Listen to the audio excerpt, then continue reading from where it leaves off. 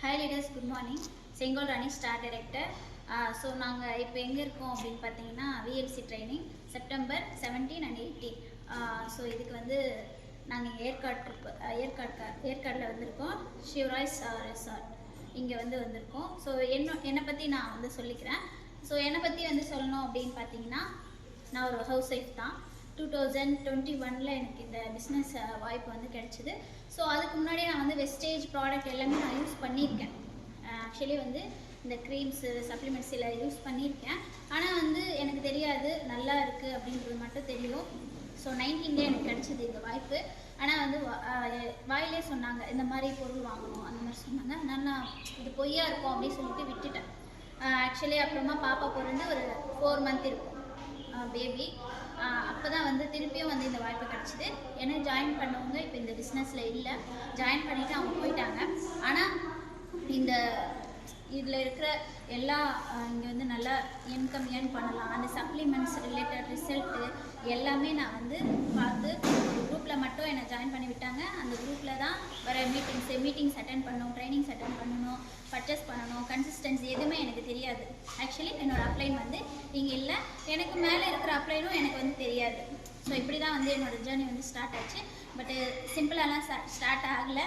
ஏன்னா வீட்டில் வந்து தெரியாது, வீட்டுக்கு தெரியாமல் தான் நான் பண்ணேன். ஏன்னா வந்து ஃபஸ்ட்டு சொல்லும்போது எதுவுமே அவங்க வேண்டாம் அப்படி இப்படின்னு சொல்லிட்டாங்க. அதனால் வந்து எல்லாமே ஃபுல்லாகவே வந்து ஃபோன்லாம் வந்து நோட்டிஃபிகேஷன் எல்லாம் ஆஃப் பண்ணிவிட்டு 1.5 வருஷம் கரெக்டாக வந்து நான் ஜாயின் பண்ணி 7th month வந்து பிரான்ஸ் அடித்தேன்.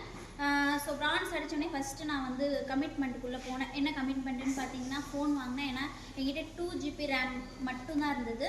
அந்த 2 GB ரேம் வச்சு தான் நான் வந்து ஒர்க் பண்ணிகிட்டு இருந்தேன். சாம்சங். ஸோ வந்து அதாவது ஒரு ஆப் இன்ஸ்டால் பண்ணால் ஒரு ஆப் வந்து அதை டிலீட் பண்ணுற மாதிரி இருக்கும். அந்த மாதிரி தான் ஒர்க் பண்ணிகிட்டு இருந்தேன். ஸோ ஃபஸ்ட்டு ஃபோன் வாங்குவோம் அப்படின்னு சொல்லிட்டு அந்த பிரான்ஸோட இன்கம் அப்படியே எடுத்துகிட்டு போயிட்டு நான் டவுன் பேமெண்ட்டாக வந்து 4500 கட்டிட்டு ஃபஸ்ட்டு ஃபோன் வாங்கினேன்.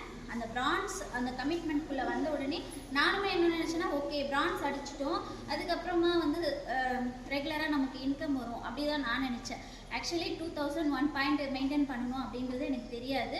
ப்ராப்பர் நாலேஜ் கிடையாது, ப்ராப்பர் எஜுகேஷன் கிடையாது. பட் அப்ளைன்ஸ்கிட்டையும் என்னால் பேச முடியாது. ஏன்னா வீட்டுக்கு தெரியாமல் பண்ணதுனால கான்கால் அப்படின்றது பேசவே முடியாது. வீக்லி 1 time தான் நான் வந்து அந்த ரெக்ரூட்மெண்ட் அப்படின்றதே பண்ணுவேன். ஸோ ரொம்ப தெரியாமல் பயந்து இந்த மாதிரி தான் வந்து பண்ணிகிட்டு இருந்தேன். ஸோ ஹவுஸ் ஒய்ஃபாக இருக்கிறவங்க எல்லாருமே வந்து நீங்கள் நினைப்பீங்க ஸோ ஓகே திட்டுவாங்க நம்ம பண்ணால் அப்படின்னு சொல்லிட்டு ஒரு சின்ன விஷயத்துக்கெல்லாம் நீங்கள் வந்து வெஸ்டேஜ் விட்டு எப்போ போகலாம் அப்படின்னு நினைக்கிறீங்க. ஆனால் அப்படி கிடையவே கிடையாது. சரிங்களா? நீங்கள் சொல்லி புரிய வைக்கலாம், இல்லை சொல்லி புரிய வைக்கலன்னா ஒரு இன்கம்குள்ளே வந்துட்ட பிறகு நீங்கள் அவங்களுக்கு புரிய வைக்கலாம். சரிங்களா? ஸோ நான் அப்படி தான் பண்ணேன். அதுக்கப்புறம் இன்கம் வந்தது. அதுக்கப்புறம் ஓகே வீட்டில் எல்லாருமே ஒத்துக்கிட்டாங்க. அதுக்கப்புறம் நான் பண்ணிக்கிட்டு தான் இருக்கேன். ஸோ இப்போது நான் வந்து இங்கே ட்ரிப்புக்கு எல்லாத்துக்கும் இங்கே வரேன். ஓகே இந்த ட்ரைனிங்ஸ் எல்லாம் வரேன்னா ஃபஸ்ட்டெல்லாம் வர முடியாது. ஃபஸ்ட் அவார்ட் ஃபங்க்ஷன் வந்து வச்சாங்க. ஸோ அப்போ என்னால் போக முடியல. சில்வர் தான் இருந்தேன் நான். அப்போ என்னால் போக முடியல, அவார்டும் வாங்க முடியல. நான் வீட்டுக்கு தெரியாமல் பண்ணதுனால ஸோ சின்ன டூர்ஸ் எல்லாமே நான் போயிருக்கேன். தாய்லாந்து டூருக்கு வந்து நான் குவாலிஃபை ஆனேன். ஸோ இப்போ பார்த்தீங்கன்னா நான் ஸ்டார் டைரக்டரில் 3 month மெயின்டைன் பண்ணி கார் ஃபண்ட் பார்த்தீங்கன்னா 1 lakh இருக்குது. அண்டு ட்ராவல் ஃபண்டு பார்த்தீங்கன்னா 80,000 இருக்குது. சரிங்களா? ஸோ அதாவது ஒரு ப்ராடக்ட் இருக்குது, நம்ம ஷேர் பண்ணலாம். ஓகே இது மூலமாக நிறைய பேர் வந்து பயனடைவாங்க அப்படின்னு சொல்லிட்டு தான் நான் வந்து இது உள்ள ஜாயின் பண்ணேன். பட் இது வந்து இப்போது நான் ஆவரேஜாக என்னோட ஹையஸ்ட் இன்கம் பார்த்தீங்கன்னா 66,000 66,000 ரூபாய். ஒரு ஹவுஸ் ஒய்ஃபாக இருந்துட்டு இன்ஜினியரிங் ஸ்டூடெண்ட் நான். பட் என்னை எங்கேயும் வேலைக்கு அனுப்பலை. எல்லா வேலையும் கிடைச்சிது, பட் என்னை அனுப்பலை. ராயல் என்ஃபீல்டில் வேலை செஞ்சுருக்கேன், நோக்கியாவில் வேலை செஞ்சுருக்கேன். But system base work, billing section எல்லாமே ஒர்க் பண்ணியிருக்கேன். என்னென்னா எனக்கு படிக்கும்போது கல்யாணம் பண்ணிட்டாங்க. கல்யாணம் பண்ணிவிட்டு ஸோ 18 yearsலேயே எனக்கு கல்யாணம் ஆயிடுச்சு. அதுக்கப்புறமா படிக்க வச்சாங்க. படிக்க வச்சுமே வந்து ஒரு என்னால் தான் நீ படிக்கிற அப்படின்ற மாதிரி ஒரு இது வந்ததுனால நான் டிஸ்கண்டினியூ பண்ணிட்டேன். இன்ஜினியரிங்கு டிஸ்கண்டினியூ பண்ணிவிட்டு டிப்ளமோ முடிச்சதுனால எனக்கு நிறைய வேலை கிடச்சிது. 99% கோல்டு மெடலிஸ்ட்டு நான். ஆனாலும் எங்கேயும் என்னை வேலைக்கு அனுப்பலை. கேட்டால் வந்து வீடு குடும்பம் வீட்டுள்ளே தான் இருக்கணும், நாங்கள் பார்த்துக்குறோம் அப்படின்னு இருந்தாங்க. ஆனால் எங்கள் அம்மா, எனக்கு அப்பா கிடையாது, அம்மா மட்டும்தான். ஸோ நம்ம அம்மா படிக்க வச்சாங்க, வீட்டு வேலைக்கு போய் படிக்க வச்சாங்க, அவங்களுக்கு எதுவும் பண்ண முடியல அப்படின்ற ஒரு யோசனை மட்டும் இருந்துகிட்டே இருக்கும். ஏன்னா நல்லா படித்தேன், படிப்புன்ற மட்டும்தான் எனக்கு மைண்ட் செட்டு, வேறு எதுவுமே இருக்காது. ஸோ அதனால் வந்து ஏதாவது ஒன்று பண்ணணுன்ட்டு அப்போ கிடைச்சது தான் சார் சொல்கிற மாதிரி பசியோடு இருக்கிறவனுக்கு பிரியாணி கிடைச்ச மாதிரி தான். இது விடவே கூடாது, எவ்வளோ ஸ்ட்ரகிள்ஸ் இருந்தாலும் விடக்கூடாது அப்படின்னு சொல்லிட்டு வீட்டை விட்டெல்லாம் வெளியே போயிருக்க வெஸ்டேஜ் பண்ணதுக்காக நிறைய விஷயங்கள், நிறைய ஸ்ட்ரகிள்ஸு சொல்லலாம். இப்போ எல்லாத்தையும் தாண்டி, எல்லா ஒரு விஷயத்தையும் தாண்டி ஒரு 60% கடந்து வந்துட்டேன். ஃபேமிலி இஷ்யூலேருந்து இப்போது படிக்க வைக்கிறது, என்னோடய பாப்பா படிக்க வைக்கிற செலவு, வாடகை செலவு, எல்லா செலவுமே நிறைய நான் இன்கம் ஏர்ன் பண்ணியிருக்கேன். இது வரைக்கும் ஒரு டைம் கூட நான் குவாலிஃபை ஆனது கிடையாது. 2022 பிப்ரவரியில் நான் பிரான்ஸ் அடித்தேன். 23, 24, 25 நான் வந்து இப்போ ஸ்டார் வந்து ரொம்ப நாளாக இதிலே இருக்கேன். காரணம் ஃபேமிலி இஷ்யூஸு. நிறைய பேர் ஃபேமிலி இஷ்யூஸ் சொல்லிவிட்டு விட்டுட்டு போயிடுவாங்க. பட் என்னை பொறுத்த வரைக்கும் நான் குவாலிஃபை அப்படின்ற ஒரு ஸ்டேஜ் மட்டும் வரக்கூடாது. எவ்வளோ ஸ்ட்ரகிள்ஸு, நிறைய விஷயங்கள், பாப்பாவோட விஷயங்கள் நிறைய இருந்தாலும், ஆனால் இந்த வெஸ்டேஜ் மட்டும், அதாவது எப்போவுமே வந்து கிரீஷ் பிரதராக இருக்கட்டும், எல்லாருமே என்னோடய அப்ளைன்ஸ் வந்து சொல்கிறது வந்து நம்ம பண்ண முடியல, ஓட முடியலன்னா கூட மெதுவாவது நம்ம இந்த வெஸ்டேஜில் வந்து ரன் பண்ணணும் அப்படின்னு வந்து சொல்லுவாங்க. அது மாதிரி தான் இப்போ ரன் பண்ணிகிட்டு இருந்தேன். ஸோ ஆஃப்லைன் ட்ரைனிங் வர்றது மூலமாக நிறைய எனக்கும் மைண்டு வந்து ரிலாக்ஸாக இருக்குது, சேஞ்ச் ஆகுது.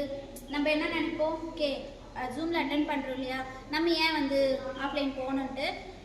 ஏன்னா நான் வேலூர் அப்படின்றதுனால ரொம்ப லாங்கில் வர முடியாது. ஸோ இதுக்கு கண்டிப்பாக வந்தே ஆகணும் அப்படின்னு சொல்லிட்டு வந்த விஎல்சி ட்ரைனிங் உண்மையாகவே நேற்று நடந்த ட்ரைனிங் வந்து பார்த்திங்கன்னா எக்ஸலண்ட். நம்மளுக்கு எல்லாமே ஜூமில் சொல்லி கொடுக்குறாங்க. சாராக இருக்கட்டும், நம்மளோட அப்ளைன்ஸ் கிரீஷில் எல்லாமே சொல்லி கொடுக்குறாங்க. இருந்தாலும் எல்லோரும் நேராக பார்க்கும்போது மற்ற லீடர்ஸ், கம்பெனி லீடர்ஸ் எல்லோரும், பாஷா சார் இவங்க எல்லாமே சொல்லும்போது, அசோக் சார் இவங்க எல்லாம் சொல்லும்போது நம்ம சரவணன் சார், கிரீஷ் சார் சொன்ன விஷயங்களை தான் இவங்க எல்லாருமே சொல்கிறாங்க. கொஞ்சம் டிஃப்ரெண்ட்டாக இருக்குது. அதாவது நம்ம வந்து நம்மக்கிட்டே இருக்கிற விஷயங்களை நம்ம பயன்படுத்தாமல் போய்ட்டுருமோ, நம்ம அப்ளைன்ஸும் இது எதனா சொல்கிறாங்க அப்படின்ற மாதிரி நேற்று எனக்கு யோசித்தேன். அதே தான் இங்கேயும் சொல்கிறாங்க. இதுக்கு நிறைய வெளியில் இருக்கிற லீடர்ஸ்லாம் பே பண்ணி வந்து பார்க்குறாங்க. ஆனால் நம்மளுக்கு ஜூமில் கிடைக்கிறதுனால நம்ம ஒரு வேளை இதை பயன்படுத்திக்கலையோ அந்த மாதிரி தாட்டு தான் இருந்தது நேற்று ஃபுல்லாகவே. நான் கோவா ட்ரிப்பு இன்க்ரெடிபிள் இந்தியா வந்து போயிட்டு வந்தேன். அதுக்கு முன்னாடி வந்து க்ரோ யுவர் நெட்வொர்க் 18 பாயிண்ட்ஸ் எடுக்கணும்னு சொன்னாங்க, இதுக்கு போயிட்டு வந்தேன். ஸோ நிறைய வந்து ஃபீல்டு ஒர்க்குனா சப்ளிமெண்ட் மூவ் பண்ணுறது இந்த மாதிரி தான் பண்ணுவேன். ஸோ என்னோடய ஜேர்னி வந்து இதுதான். ஸோ ஸ்டாரில் இருக்கேன். நான் வந்து இதுக்கப்புறம் நெக்ஸ்ட் லெவல் போகணும். பட்டு டீம் வந்து பிரேக் ஆகிடுச்சு.